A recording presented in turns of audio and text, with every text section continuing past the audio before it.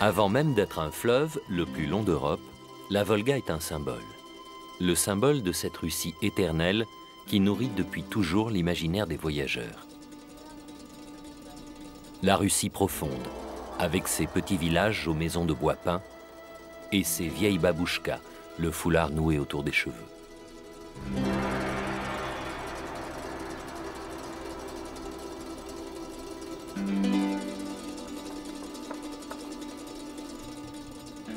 Prononcer le nom de Volga, c'est libérer un flot ininterrompu d'évocations romanesques.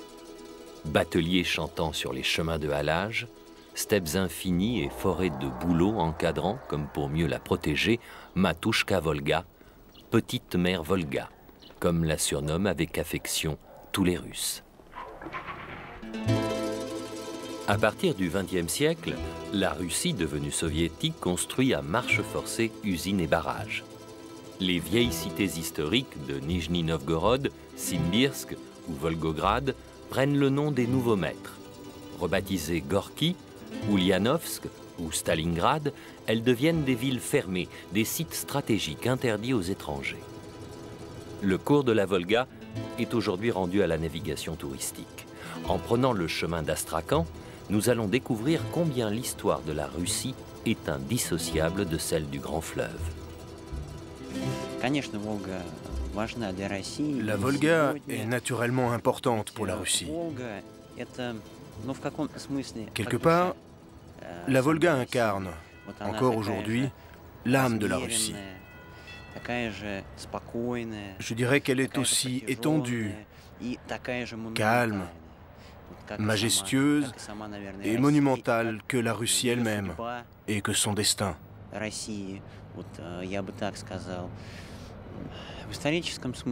D'un point de vue historique, la Volga est une route très importante. Cette artère aquatique européenne réunissait depuis le Moyen Âge non seulement des peuples différents, mais aussi des civilisations les plus diverses. Située dans la partie européenne de l'immense Russie, la Volga, qui coule du nord vers le sud, fut autant une voie de pénétration pour les dracars des Varegs qu'une frontière protectrice contre les hordes mongoles. Nijni Novgorod sera la première étape de notre voyage à la rencontre de la Volga. Comme la plupart des cités de la moyenne Volga, Nijni Novgorod est une ville frontière avec l'immensité des steppes de l'Asie centrale. Dès sa fondation en 1221, elle s'abrite derrière les murs protecteurs du Kremlin qui domine la Volga et son affluent, la rivière Oka.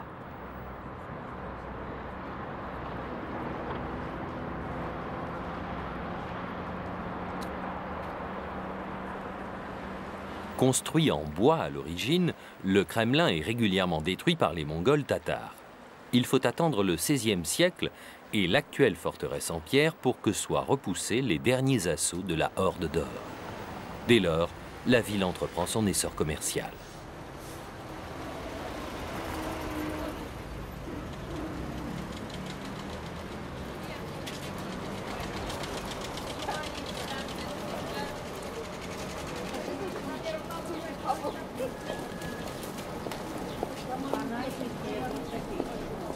Même si la ville semble sortir de sa torpeur et si l'activité, à l'image de ce petit marché kolkhozien, témoigne d'un certain dynamisme, Nijni Novgorod conserve le souvenir nostalgique de l'ancienne foire internationale. Avant d'être supprimée par les soviétiques vers 1930, on en parlait ainsi. Saint-Pétersbourg est la tête de la Russie, Moscou en est le cœur et Nijni Novgorod la poche, c'est-à-dire le magasin central. La foire de Nijni Novgorod était la foire la plus importante en Europe à la fin du XIXe siècle. Plus importante même que la célèbre foire de Leipzig. La raison, c'est sa situation géographique. Nijni Novgorod était à une sorte de carrefour entre le nord, le sud et l'ouest. Et c'est cette situation géographique qui a contribué à l'émergence de ce carrefour commercial. Depuis l'Asie centrale, on ramenait des pièces de soie, des tapis persans. De la Sibérie, on ramenait des articles en métal, des clous, des plaques de tôle. Et de Moscou et Saint-Pétersbourg, des articles manufacturés. C'était aussi un lieu important pour le commerce du pain et des grains de céréales. Le prix des céréales était fixé ici, à la foire, puisque toutes les terres fertiles se situent au sud de la Volga, dans la région d'Astrakhan. La suppression des règles du marché et la planification totale de l'économie entraînent la fin de la foire de Nijni Novgorod. La plaine du centre-ville, où elle se tenait autrefois, n'est plus aujourd'hui qu'une immense esplanade de béton où le cirque de Moscou dresse parfois son chapiteau sous la protection d'un étrange monsieur loyal.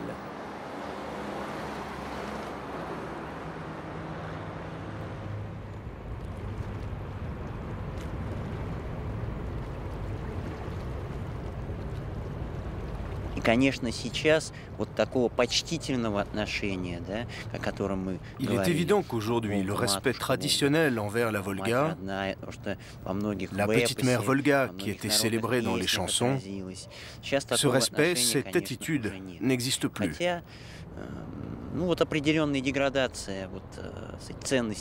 On constate une certaine dégradation des valeurs. Je pense qu'on n'y peut rien, que ça existe partout. Cependant, la Volga reste une voie de communication. Son rôle perdure. Et il me semble qu'elle demeure l'âme du peuple.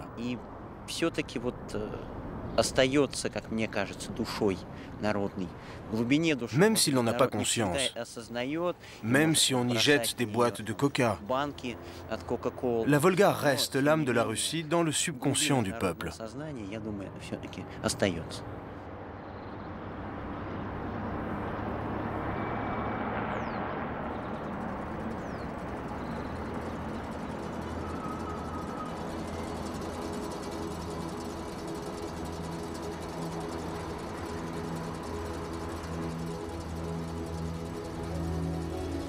La nuit venue, notre navire, le Dimitri Fourmanov, s'éloigne de Nijni Novgorod.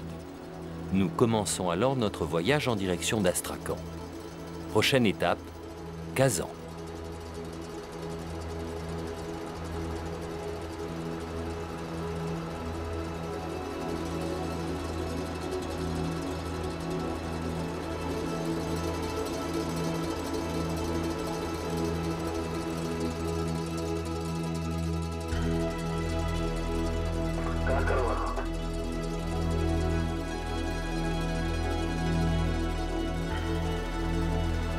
Route commerciale depuis l'Antiquité, le cours de la Volga a connu de profonds changements durant le XXe siècle. La quête socialiste d'hydroélectricité entraîne dans les années 30 la construction d'une cascade de centrales et de réservoirs. Des centaines de milliers d'hectares de terres agricoles disparaissent sous les eaux.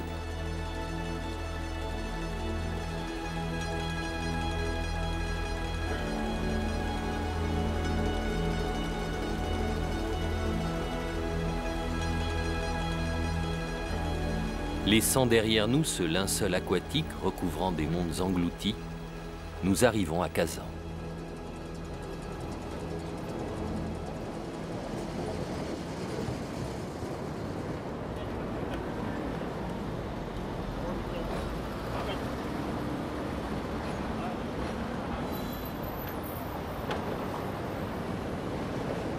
Kazan est l'une des plus anciennes villes de la Volga.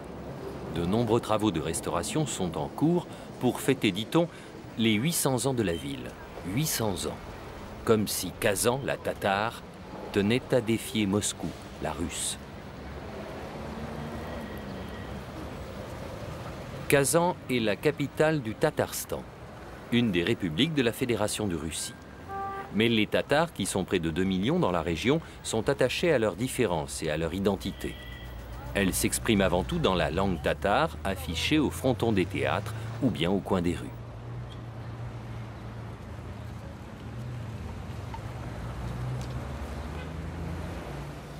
L'histoire de Kazan est fortement marquée par 2 siècles de présence mongole. Mais au milieu du XVe siècle, la horde d'or commence à se disloquer. Le Khanat de Kazan, royaume tatar, prend sa place et pendant 1 siècle et demi contrôle le commerce sur la Volga, avant de tomber à son tour en 1552 entre les mains d'Ivan le Terrible. Dans les quelques années qui suivent, Kazan se transforme.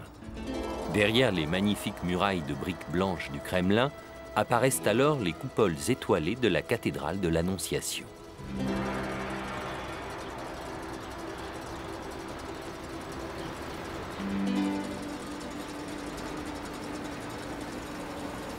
Quatre siècles et demi plus tard, ce chef-d'œuvre exprimant la primauté de l'Église orthodoxe russe est rejoint dans l'enceinte même du Kremlin par une mosquée, fastueux cadeau du voisin iranien et traduction de l'attachement séculaire de la Tatarie à l'islam.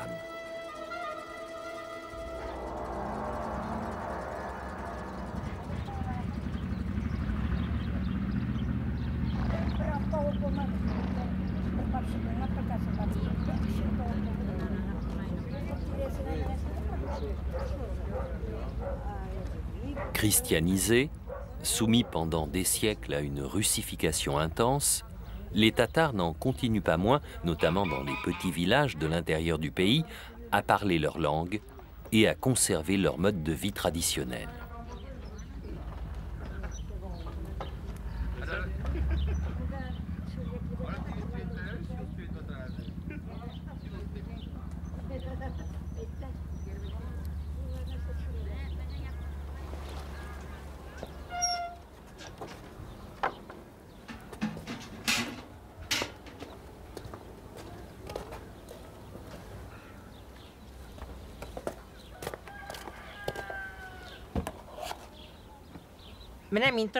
J'habite ici avec mon fils, ma belle-fille et mes 2 petits-enfants.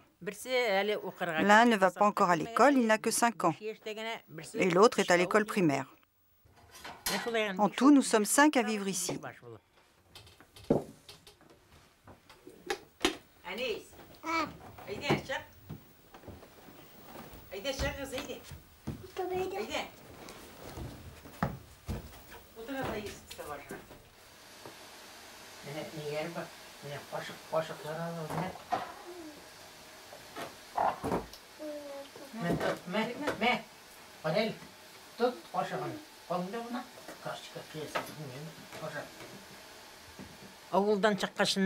Non, je ne parle pas un mot de russe.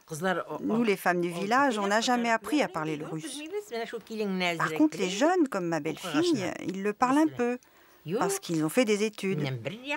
Le russe, ah non, je ne parle pas. Je ne parle que le tatar.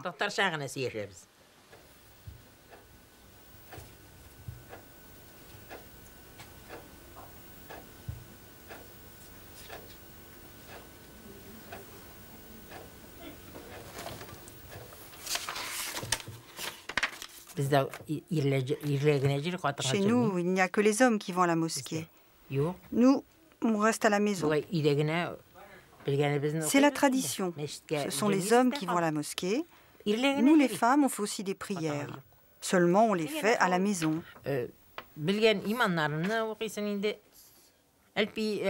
lis certaines prières du Coran. Je ne les connais pas toutes par cœur. On ne connaît pas beaucoup de prières. Mais même si on ne sait pas beaucoup de choses, on pratique. On suit les traditions. On fait le ramadan. On respecte les fêtes religieuses. Ce que l'on sait, on le fait. À la mosquée du village, c'est l'heure de la prière. Les fidèles sont peu nombreux.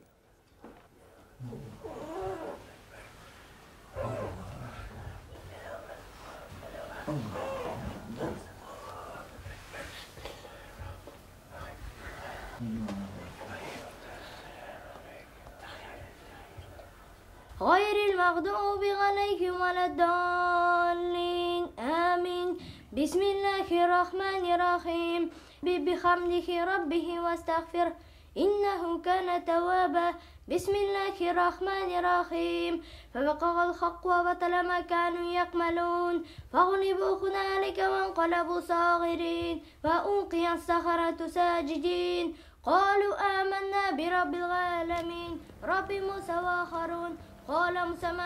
Le chant de la prière s'élève au-dessus du village et parvient sans doute jusqu'à Gizana, la babouchka.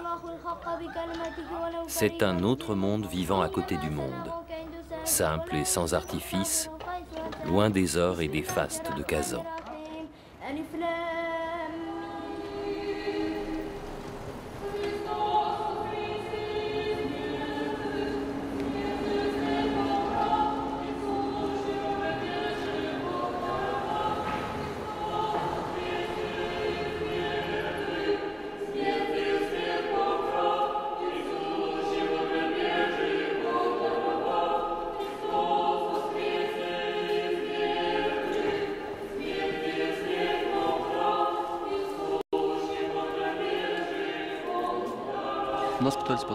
On essaie de nous mettre en conflit.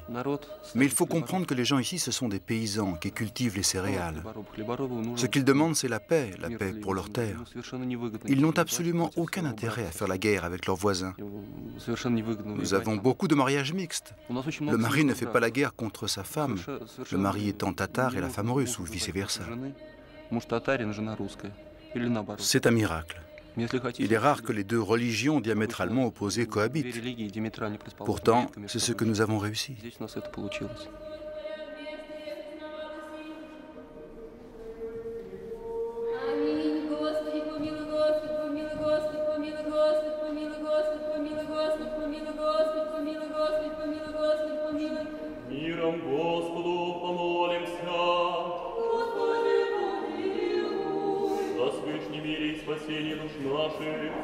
Господу помолимся. Господи, помилуй. Заступи, спаси, помилуй, и сохрани нас, Боже. Тем же мир Тя слав.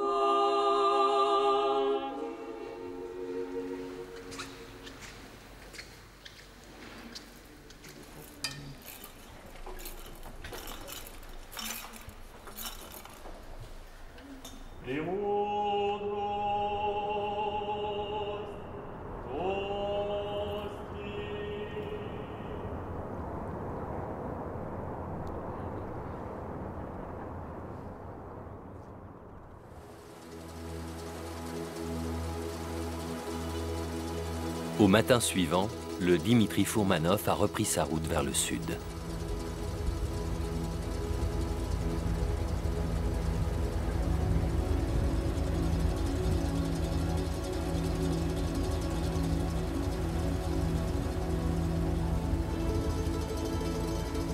Pendant 250 km, nous traversons l'immense réservoir de Kubichev qui sépare Kazan d'Ulyanovsk. L'existence des villes fermées a longtemps conditionné la navigation dans cette partie de la Volga. Avant, on passait devant ces villes la nuit. À Samara, on ne passait que la nuit. Saratov aussi. On ne s'arrêtait qu'à Kazan, Ulyanovsk et Jigulika. Après, on passait Malokovo et l'île des Demoiselles. Après Volgograd, les bateaux allaient jusqu'à Rostov. La croisière durait 10 jours. Et après, les gens reprenaient l'avion pour rentrer à la maison. Il n'y avait que 4 bateaux pour les touristes étrangers. Aujourd'hui, j'ai bien peur qu'il y en ait une cinquantaine.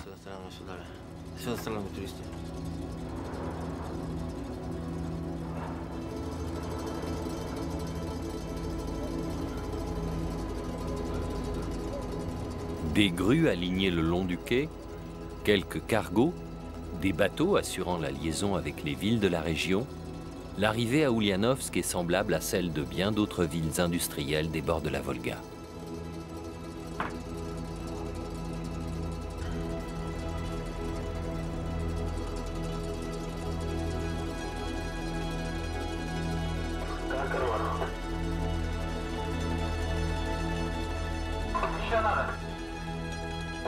Pourtant, en arrivant ici, nous allons découvrir l'un des lieux les plus importants de l'histoire russe contemporaine. C'est ici, à Simbirsk, l'ancien nom de la ville, qu'est né Vladimir Ilitch Ulyanov, autrement dit Lénine. À sa mort en 1924, Simbirsk devient Ulyanovsk. Dès lors, des centaines de milliers de touristes soviétiques viennent ici chaque année en pèlerinage. Aujourd'hui encore, les anciens apparatchiks du régime déchu affichent toujours la même dévotion au père de la révolution bolchevique. C'est un leader très respecté par tous, dans l'État et sur toute la planète. Le souvenir de Vladimir Ilitch est resté intact, son nom, son œuvre perdurent. Bien évidemment, on sent les changements. Les gens qui fréquentent notre musée à l'occasion d'une visite dans cette région de la Volga parlent de Lénine, se souviennent de Lénine, s'intéressent aux détails de la vie et de l'œuvre de Vladimir Ilitch, et même à celle des membres de sa famille. Ils le considèrent comme une personnalité très importante du XXe siècle. À la fin du XIXe siècle, Simbirsk offre le visage paisible d'une petite ville de province d'à peine 30 000 habitants, fière de ses belles demeures en bois et de ses dizaines d'églises. Il n'en existe aujourd'hui plus une seule. Elles ont toutes été dynamitées par le pouvoir stalinien dans les années 30. Aujourd'hui, les seuls trésors de la ville, ce sont les maisons où vécut la famille Ulyanov. En les visitant, on y découvre avec étonnement que la mère de Lénine parlait 3 langues, dont le français, qu'elle lisait Victor Hugo. Que son père, originaire d'Astrakhan, arrive à Simbirsk en 1869 pour organiser les lycées de la province. C'est dans cet univers petit bourgeois, selon la terminologie révolutionnaire, que naît Vladimir Ilitch en 1870. Nous y avons rencontré un homme dont le destin est lié à Lénine, un homme qui le connaît intimement. Anatoly Ivanovitch est acteur et durant toute sa vie, au théâtre comme au cinéma, il n'a incarné qu'un seul personnage, Lénine. Lors de l'examen d'entrée à l'Institut théâtral, j'ai récité Pouchkine, puis le poème de Tvardovsky, Lénine et le maçon, dans lequel Lénine disait « Tu sais bien injurier, tu sais bien travailler. Très bien, mon vieux. » Alors le réalisateur a remarqué qu'il y avait une ressemblance vocale et qu'on pouvait me maquiller. Il a arrêté l'audition et il m'a dit « Surtout, ne prends pas la grosse tête », parce qu'il avait l'intention de me confier le rôle de Lénine.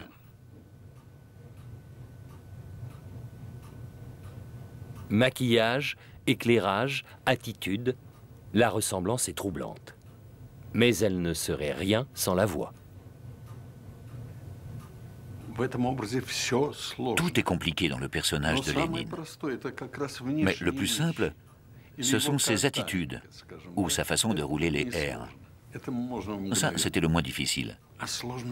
Le plus difficile, c'était de traduire le cheminement de sa pensée, son esprit visionnaire, ses prémonitions, la portée de sa pensée, l'élan de son cœur. C'est une telle personnalité qu'on peut y puiser de la sagesse indéfiniment. En apparence, j'accumulais profondément, jusque dans mon sang, sa gestuelle quotidienne. Ça impressionnait les gens.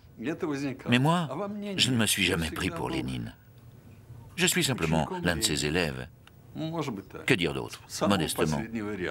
Un élève assis au dernier rang.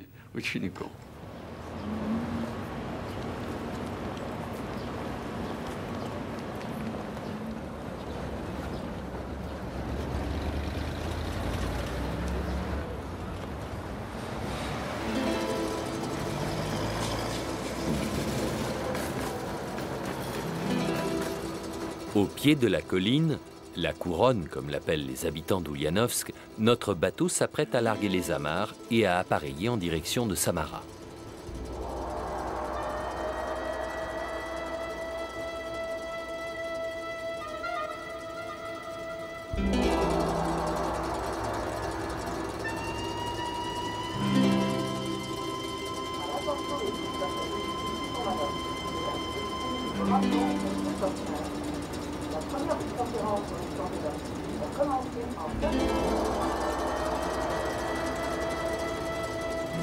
Nous poursuivons notre navigation. Sur la réserve de Kubichev tout d'abord, s'appuie de nouveau sur la Volga elle-même, à l'endroit où elle traverse la région des monts Gigouli, surnommée la Petite Suisse ou la perle de la Volga.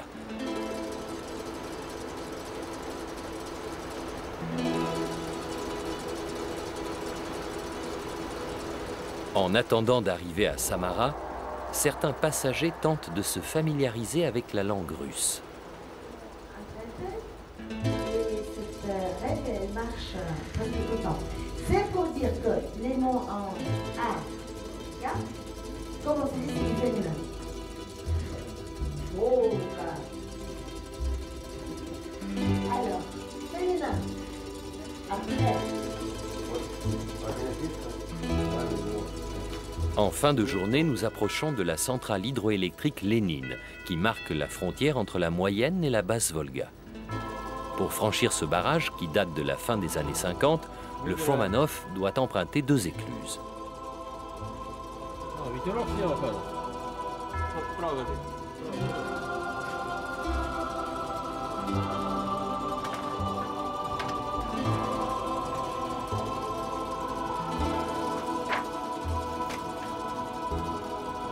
À l'intérieur de chaque chambre d'écluse, le bateau descend de 13 mètres en quelques minutes, nous rapprochant un peu plus du niveau de la mer Caspienne.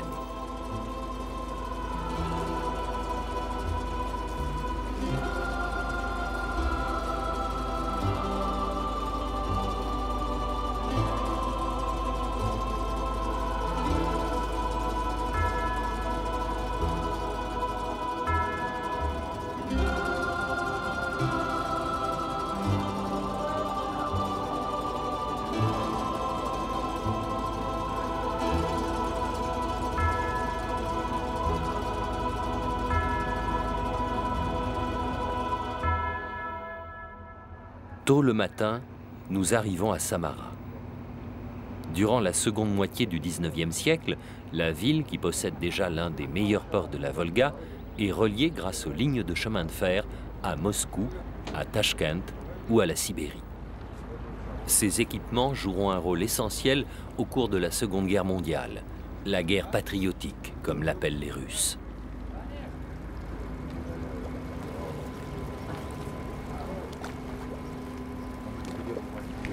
Nous sommes le 9 mai.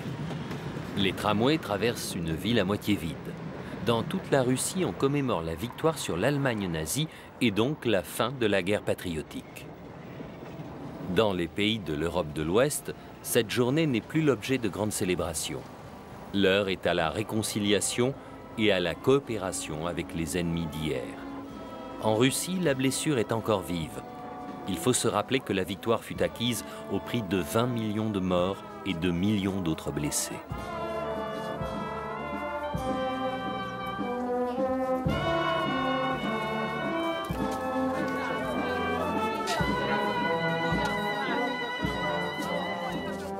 En 1941, quand Moscou est menacé par l'avancée des troupes d'Hitler, le gouvernement soviétique est transféré à Samara. De nombreux habitants se souviennent et se retrouvent près du mémorial aux victimes du conflit, situé sur une colline dominant la Volga.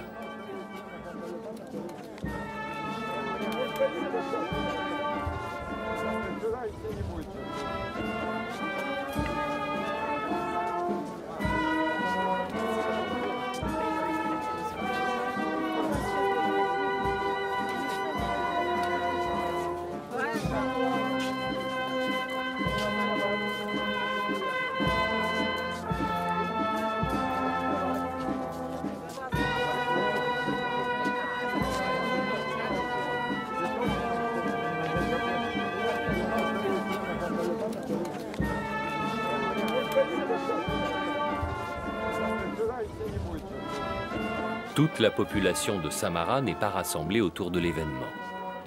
Nombreux sont ceux qui se rendent dans les îles situées au milieu de la Volga. Cette journée de congé bénéficiant d'une météo printanière sera entièrement consacrée à la pêche et au barbecue.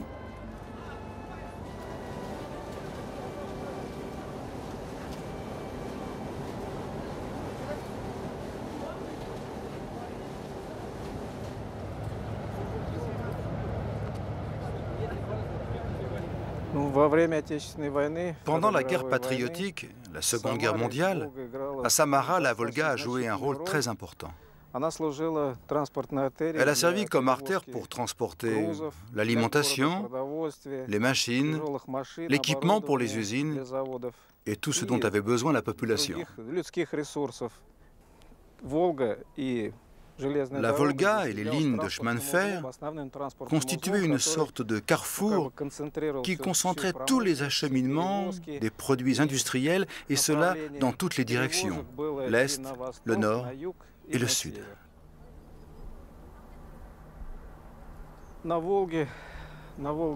Les barrages hydroélectriques construits sur la Volga, 8 barrages au total, ont changé tout à la fois l'environnement et le fleuve en tant que réserve d'eau.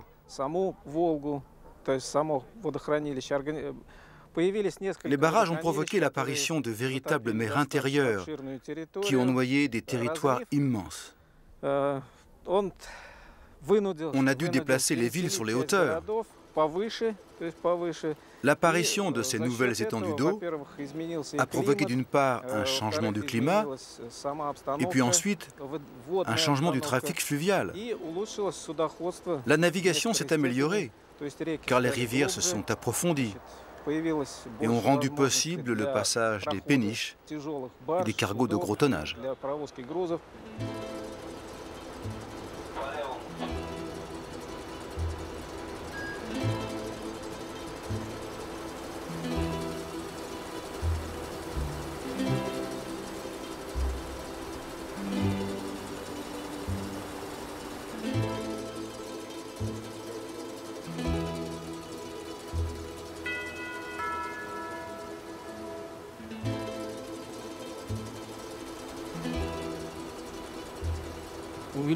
Le nombre de bateaux a beaucoup augmenté, et pas seulement sur la Volga, mais sur l'ensemble des fleuves, de la mer d'Azov jusqu'au bassin du Nord, à Saint-Pétersbourg. Ça fait 35 ans que je navigue. Beaucoup de mers intérieures ont été créées, et le niveau des eaux a augmenté. Avant, sur les fleuves du Sud, du nord de la Kama jusqu'à Astrakhan, on voyait des trains de bois redescendre le fleuve. Il mettait 1 mois pour venir du nord. Le temps du voyage, on pouvait observer les changements dans l'épanouissement de la nature. Il n'y avait ni barrage, ni centrale. C'est pour cela qu'on pouvait transporter le bois de cette manière, avec seulement un navire d'accompagnement, un pousseur. Mais tout ça est fini depuis une dizaine d'années. Dans la douceur du soir, la Volga pénètre majestueuse dans un étonnant paysage de falaises abruptes. C'est dans cette région qu'au XVIIe siècle se réfugièrent, rebelles au pouvoir du tsar, les Cosaques de Stéphane Radzine.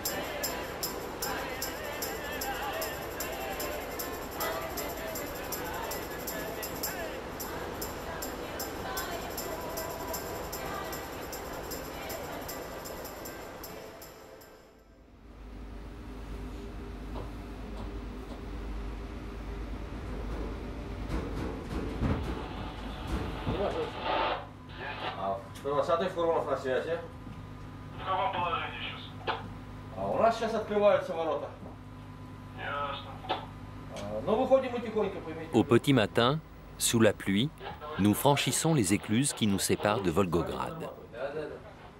Cette ville de la basse Volga a toujours eu une vocation stratégique.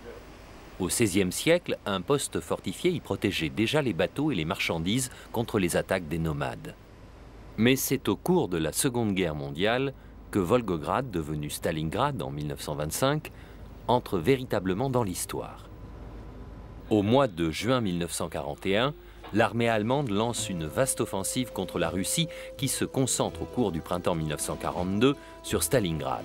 La ville commande les réserves de pétrole de Bakou. Adossé à la Volga, Stalingrad va résister pendant 200 jours avant de vaincre l'armée nazie pour la première fois depuis le début du conflit. Au terme de la bataille de Stalingrad, qui constitue le tournant de la guerre, la ville est entièrement rasée. Quelques ruines émergent çà et là au cœur de la ville nouvelle, comme autant de plaies qui ne veulent pas se refermer.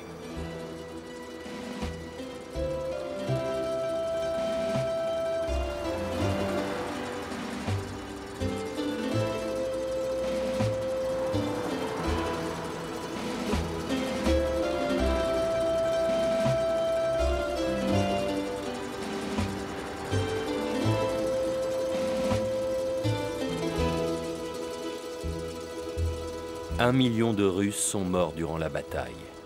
Un ensemble monumental s'élève au sommet de la colline Mamaïev, qui ne tomba jamais aux mains des nazis.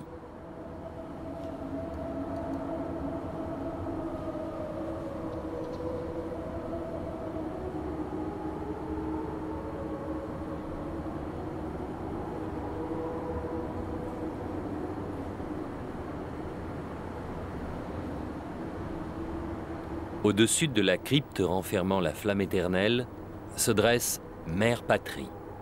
Avec ses 85 mètres, c'est la plus haute statue du monde.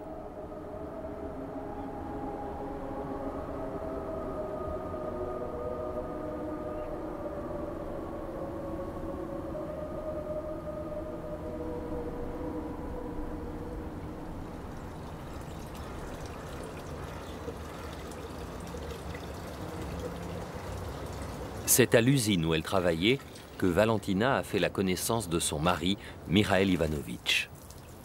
Un héros de la bataille de Stalingrad, un survivant.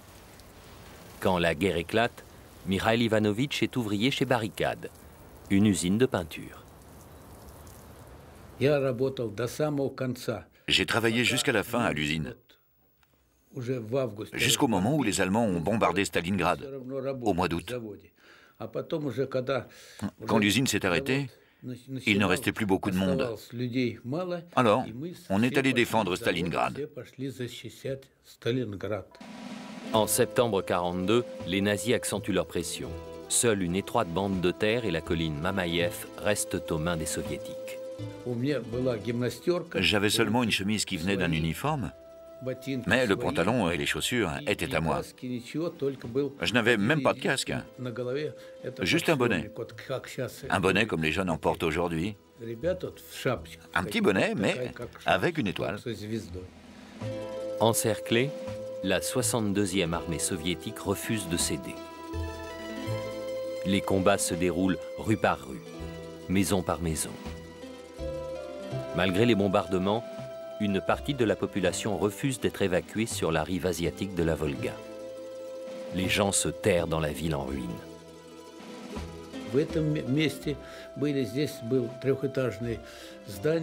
On se trouvait dans un immeuble de 3 étages, la maison de la commune. Il était entièrement détruit. On subissait 10 ou 12 contre-attaques par jour, mais on les repoussait. Je me souviens, j'étais couché à côté d'un vieux. Il me disait « Mais qu'est-ce qui se passe, petit? Combien sont-ils? On se bat, mais il y en a toujours autant. Ils grouillent de partout, c'est insupportable. » Le jour, on se battait, mais la nuit, on avait un peu de répit. Ils n'attaquaient jamais la nuit. On manquait de ravitaillement. Alors on faisait des sorties pour ramasser les mitraillettes allemandes. On se les partageait et on s'en servait jusqu'à la dernière balle. C'était comme ça, les combats.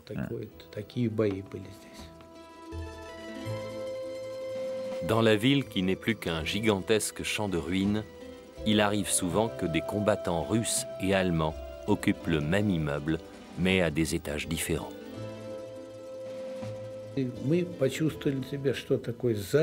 On a senti qu'on nous tirait dans le dos. On n'était qu'à 10 mètres de l'autre bâtiment. Les Allemands avaient repris le bâtiment de la clinique. Qu'est-ce qu'on devait faire? Il n'y avait plus qu'à se défendre.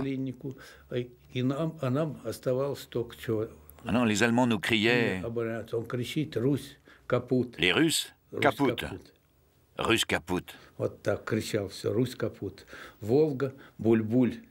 Russes, boule, boule, Volga. On va tous vous noyer dans la Volga. On n'a pas écouté ça longtemps. Il n'était pas question de boule, boule dans la Volga. On leur a répondu par des injures et des grenades. C'était aussi ça, les combats à Stalingrad. Adossés à la Volga, transformant chaque ruine en bunker, les Soviétiques s'engagent dans une guerre d'usure qui permet au général Zhukov de rassembler ses forces. Il finit par encercler les troupes de von Paulus dans Stalingrad. Le 31 janvier, le maréchal allemand, contre l'avis d'Hitler, se rend avec 91 000 soldats. La bataille de Stalingrad s'achève. Mais pour Mikhail Ivanovitch, la guerre n'est pas finie. Il va traverser l'Europe entière, combattant avec l'armée rouge en Roumanie, en Hongrie et en Allemagne. Je suis rentré à la maison en décembre 1945. Tout était détruit. L'usine était détruite. J'y suis retourné en janvier 1946. Tout a été détruit. Quel souvenir. Comment avons-nous survécu à une telle horreur? Pendant longtemps, j'ai pensé à tous ces morts se trouvant sous nos pieds. Il m'a fallu du temps avant de retrouver une vie normale.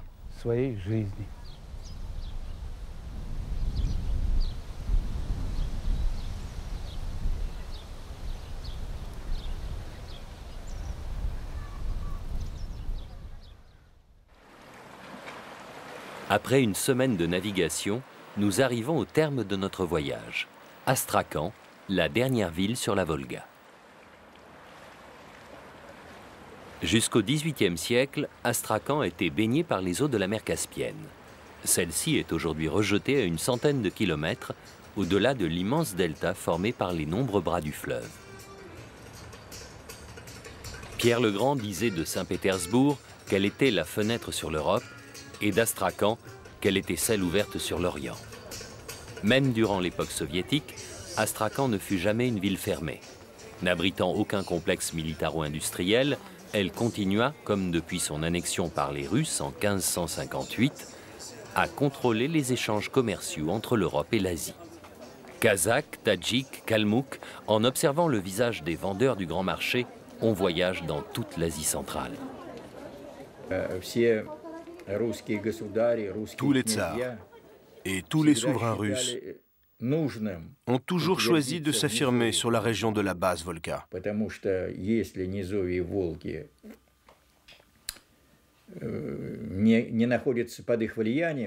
Parce que leur présence sur ces territoires leur permettait de contrôler les routes commerciales vers l'Orient, sans lesquelles ils ne pouvaient exercer leur influence sur cette partie de l'Asie centrale. La ville, qui fut l'une des capitales de la Horde d'Or, puis celle du Khanat d'Astrakhan, succombe aux forces d'Ivan le Terrible en 1558. Quelques années plus tard, Astrakhan affirme son appartenance au monde russe avec l'édification d'un magnifique Kremlin au centre duquel s'élèvent quelques merveilles de l'architecture religieuse, comme la cathédrale de l'Assomption.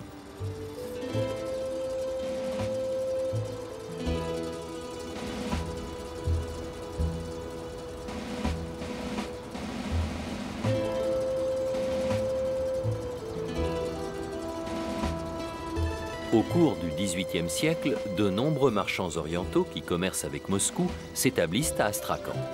Si les façades de leurs maisons respectent le style classique, la norme de l'époque, celui des cours intérieures exprime en revanche l'atmosphère de leur pays d'origine.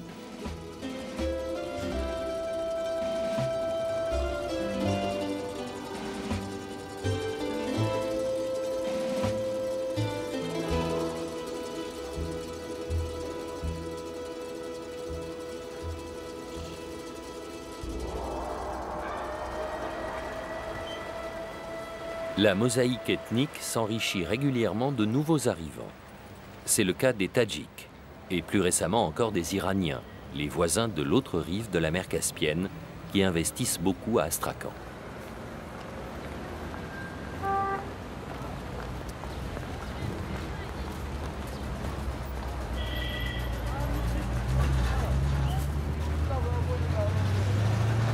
Mais depuis des siècles, la principale richesse d'Astrakhan, c'est le poisson. Au XVIIIe siècle, des malheureux ou des aventuriers descendaient la Volga sur des radeaux de fortune jusqu'à Astrakhan, avec en tête le rêve de faire fortune dans le poisson.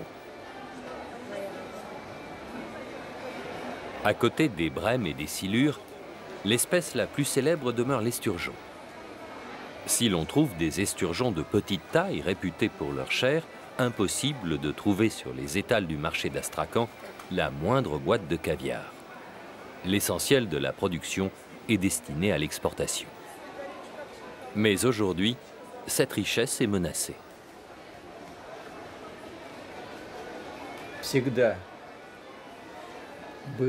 Il y a toujours eu une unité entre la Caspienne et la Volga. Elles ne peuvent exister l'une sans l'autre. Il est impossible de les séparer. Elles sont indissociables. Je ne sais pas ce qui va advenir de la Volga, mais en ce qui concerne la mer Caspienne, il n'y aura rien de positif. Aujourd'hui, on développe de plus en plus l'industrie du gaz et l'industrie du pétrole.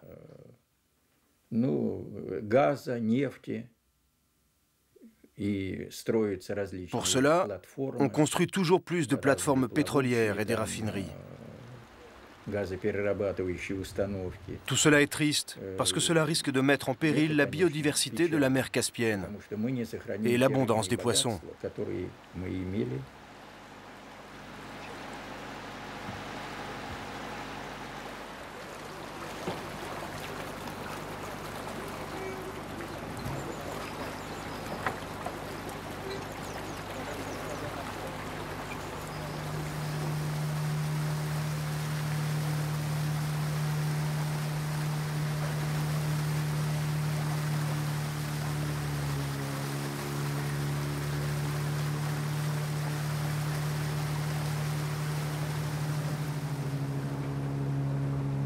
À 80 km du sud d'Astrakhan, la Volga se perd dans le labyrinthe de son delta. Ce parc naturel protégé est devenu un haut lieu de l'écotourisme.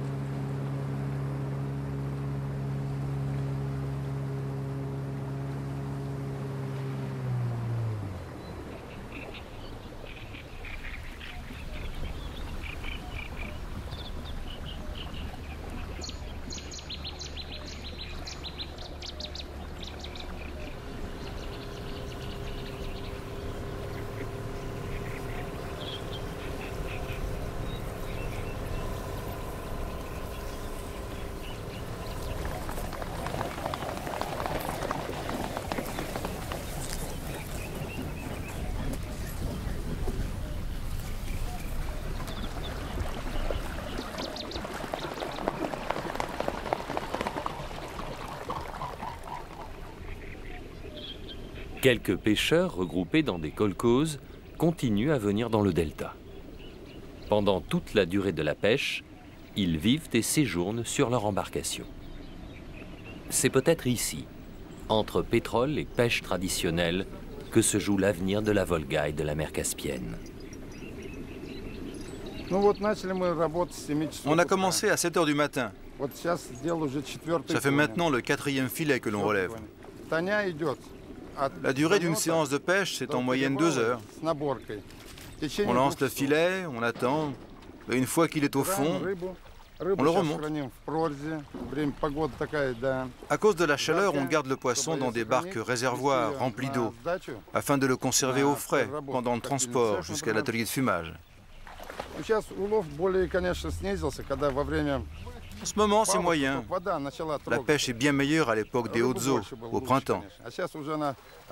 Ouais, actuellement, elles sont trop basses.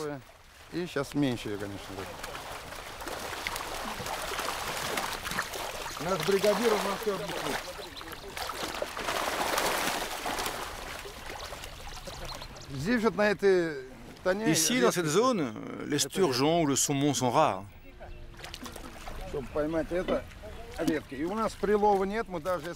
On n'a pas le droit de le pêcher. Et même si on attrape du poisson rouge, alors on le relâche. Non, mais c'est très rare. Avant, il y en avait, mais aujourd'hui, c'est vraiment rare.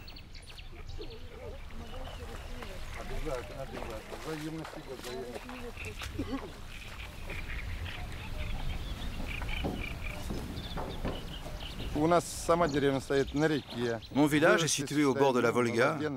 C'est là que j'ai grandi. Oui, la Volga, c'est notre mer nourricière. On vit grâce aux poissons.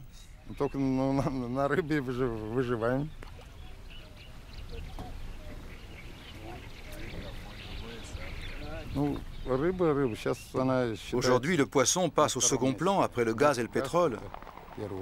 On ne peut pas vivre sans gaz et sans pétrole, mais sans poisson non plus. Et que faire? Les décisions viennent d'en haut.